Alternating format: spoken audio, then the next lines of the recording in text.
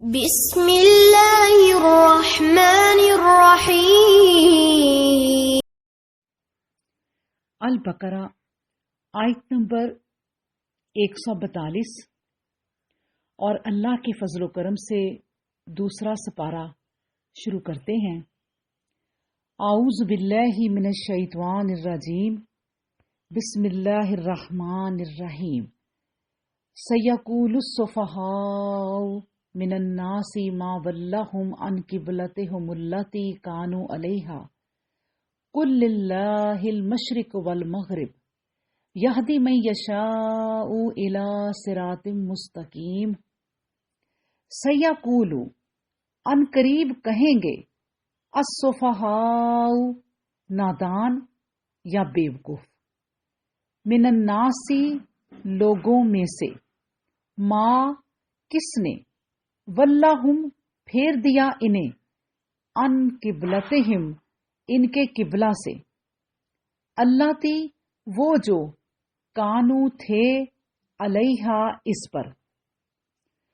کل کہہ دیجئے، للہ اللہ کے لیے ہیں، المشرق مشرق، والمغرب اور مغرب، یہدی وہ ہدایت دیتا ہے، من جسے، یشاء وہ چاہتا ہے، الی طرف، صراطن راستے، مستقیم سیدھے کی۔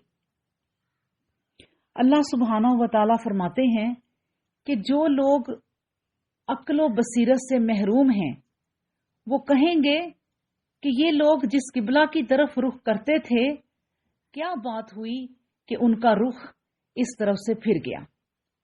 تم ان سے کہہ دو کہ مشرق ہو یا مغرب سب اللہ ہی کے لیے ہے، وہ جس کو چاہتا ہے سیدھی راہ دکھاتا ہے۔ اللہ اکبر۔ اب دیکھیں، سیدنا ابراہیم علیہ السلام کو اقوام کی امامت ملی تھی۔ انہوں نے مکہ میں عبادت گاہ تعمیر کی اور امت مسلمہ کے ظہور کی الہامی دعا مانگی، اور مشیت الہی میں اسی کے ظہور کے لیے ایک خاص وقت مقرر تھا، یعنی اس کے دعا تو قبول ہوئی لیکن ایک خاص وقت مقرر تھا۔ جب وہ وقت آیا تو پیغمبر اسلام سیدنا محمد رسول اللہ صلی اللہ علیہ وآلہ وسلم کا ظہور ہوا، اور ان کی تعلیم و تزکیہ سے مؤودہ امت پیدا ہو گئی، مطلب جس کے لیے دعا کی تھی۔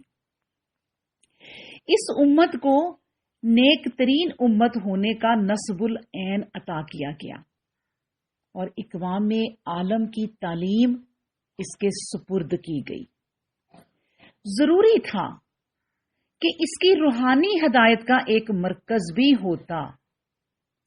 یہ مرکز قدرتی طور پر عبادت گاہ کعبہ ہی ہو سکتا تھا، چنانچہ تحویل قبلہ نے اس کی مرکزیت کا اعلان کر دیا۔ یہی حقیقت قبلہ کے تقرر میں پوشیدہ تھی، اور اب سیقول السفہاء سے یہی بیان شروع ہوتا ہے۔ پیر دانی دعوت قرآنی مخاطب ہیں، اور انہیں بتلایا جا رہا ہے کہ حضرت ابراہیم علیہ السلام کے عمل حق نے جو بیج بویا تھا وہ بار آور ہو گیا تھا، اور وہ جو نیک ترین امت کی پیشن گوئی تھی وہ تم ہی ہو۔ تورات کی شہادت پیش کی گئی، کتاب پیدائش کے واقعات بیان کیے گئے، اور سب کو معلوم ہو گیا کہ ابراہیم علیہ السلام کی دعوت کو یہودیت و نصرانیت سے کوئی تعلق نہیں۔ انہوں نے بیت اللہ کی تعمیر کی اور قبلہ عام بن جائے۔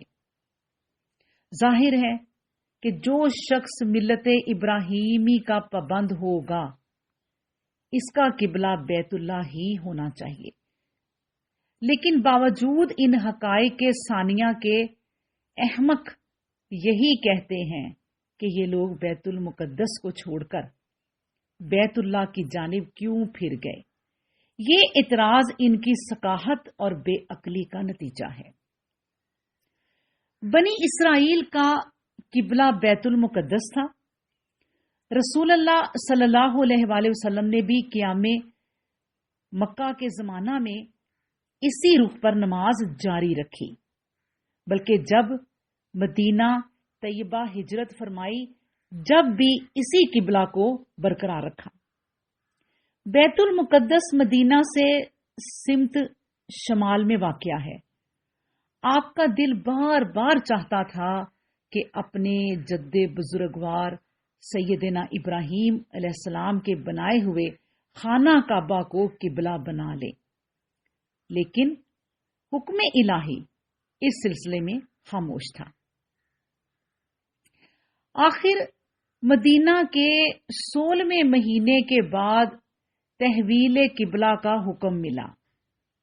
اب نماز بجائے بیت المقدس کے خانہ کعبہ کی طرف منہ کر کے پڑھی جائے، اور اس حکم کی تعمیل ہوئی۔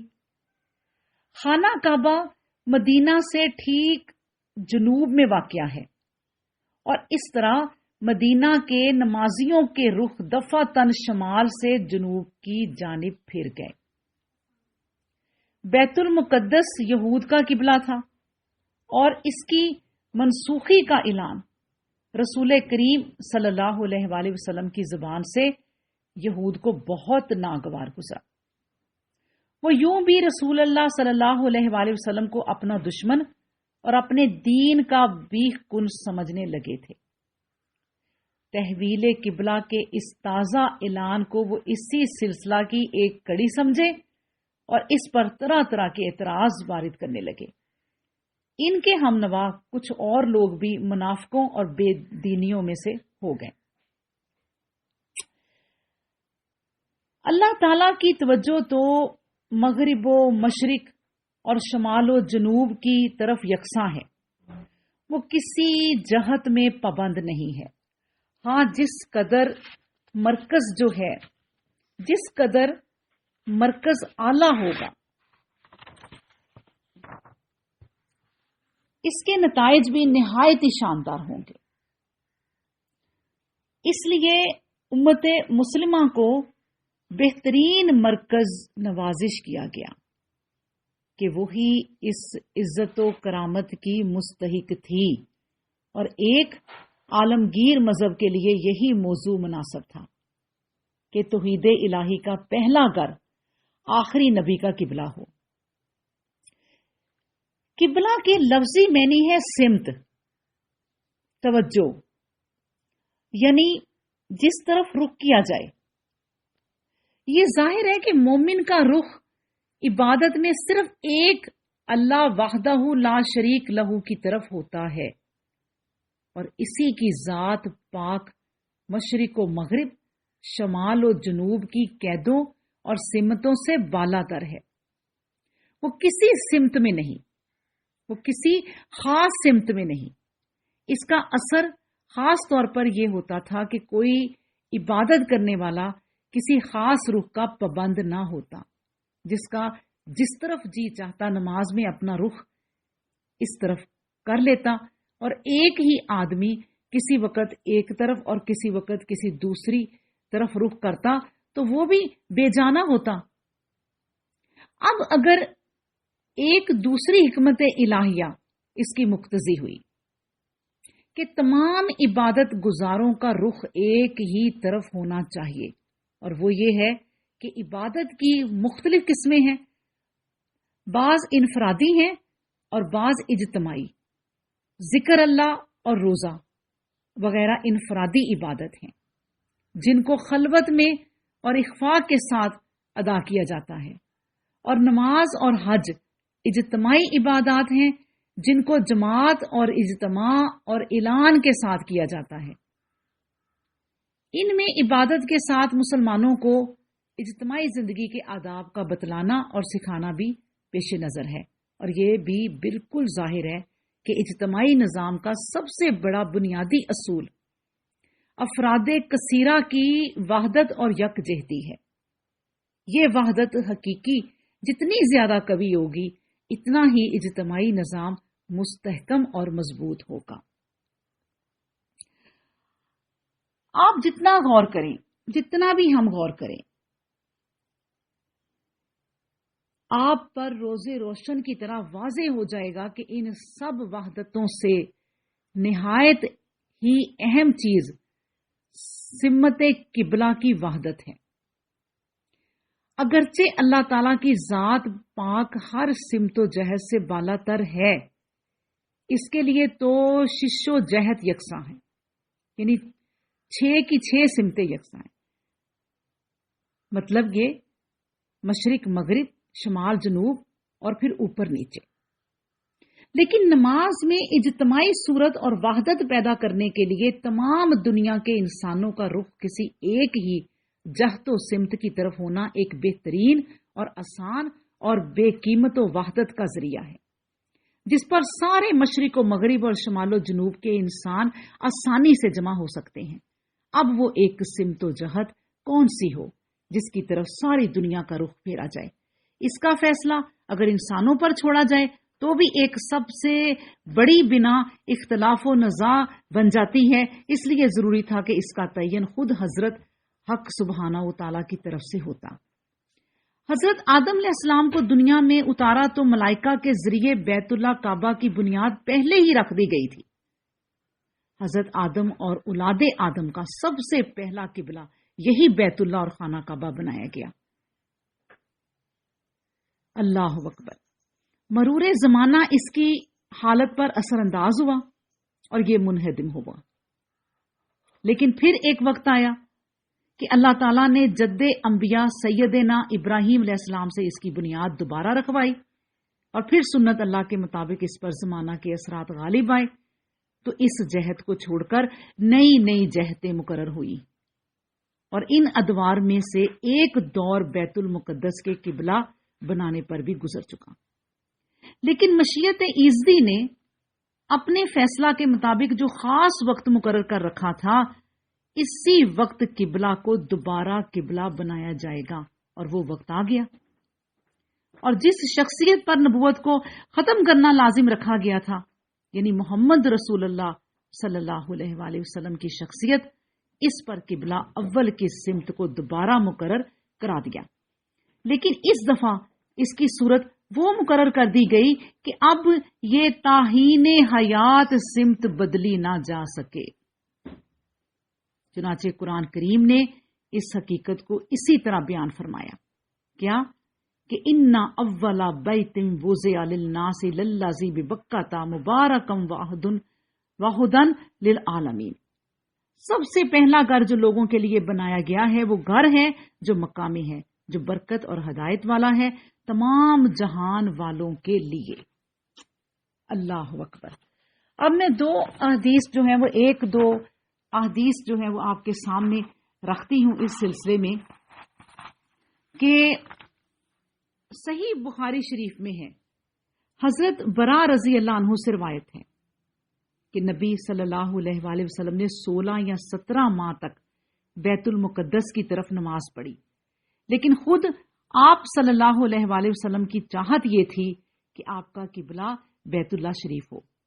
چنانچہ اب حکم آ گیا اور آپ نے عصر کی نماز اس کی طرف ادا کی۔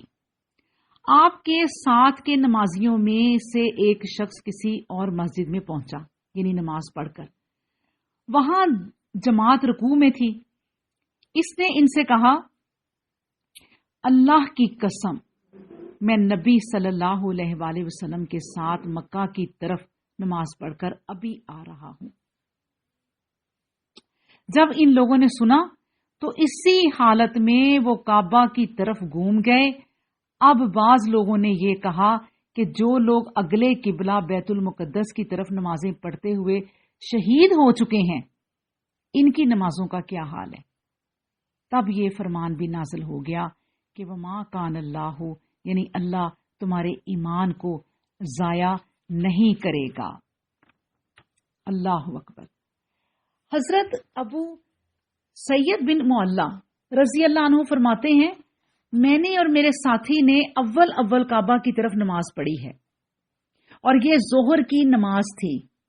بعض مفسرین وغیرہ کا یہ بیان ہے کہ نبی صلی اللہ علیہ وآلہ وسلم پر جب قبلہ بدلنے کی آیت نازل ہوئی اس وقت آپ مسجد بنی سلمہ میں ظہر کی نماز پڑھ رہے تھے، 2 رکعت ادا کر چکے تھے، پھر باقی کی 2 رکعتیں آپ صلی اللہ علیہ وسلم نے بیت اللہ شریف کی طرف پڑھی۔ اسی وجہ سے اس مسجد کا نام ہی مسجد القبلتین یعنی 2 قبلوں والی مسجد۔ حضرت نویلہ بنت مسلم رضی اللہ عنہا فرماتی ہیں کہ ہم ظہر کی نماز میں تھے جو ہمیں یہ خبر ملی اور ہم نماز ہی میں گھوم گئے۔ سبحان اللہ، مرد عورتوں کی جگہ آ گئے اور عورتیں مردوں کی جگہ جا پہنچی۔ ہاں، اہل کوبہ کو دوسرے دن صبح کی نماز کے وقت یہ خبر پہنچی۔ بخاری اور مسلم میں حضرت عبداللہ بن عمر رضی اللہ عنہما سے مروی ہے کہ لوگ مسجد کوبہ میں صبح کی نماز ادا کر رہے تھے، ناگہاں کسی آنے والے نے کہا کہ رسول اللہ صلی اللہ علیہ وآلہ وسلم پر رات کو حکم قرآنی نازل ہوا اور کعبہ کی طرف متوجہ ہونے کا حکم ہو گیا، چنانچہ ہم لوگ بھی شام کی طرف منہ ہٹا کر کعبہ کی طرف متوجہ ہو گئے۔ اللہ اکبر۔ مقصد کیا ہے؟ اللہ کا حکم ماننا۔ مسند احمد کی ایک مرفوع حدیث میں بھی ہے کہ یہودیوں کو ہم سے اس بات پر بہت حسد ہے کہ اللہ نے ہمیں جمعہ کے دن کی توفیق دی اور یہ اس سے بھٹک گئے، اور اس پر کہ ہمارا قبلہ یہ ہے اور وہ اس سے گمراہ ہو گئے، اور بڑا حسد ان کو ہماری آمین کہنے پر بھی ہے جو ہم امام کے پیچھے کہتے ہیں۔ اللہ اکبر۔ وآخر الدعوانا الحمدللہ۔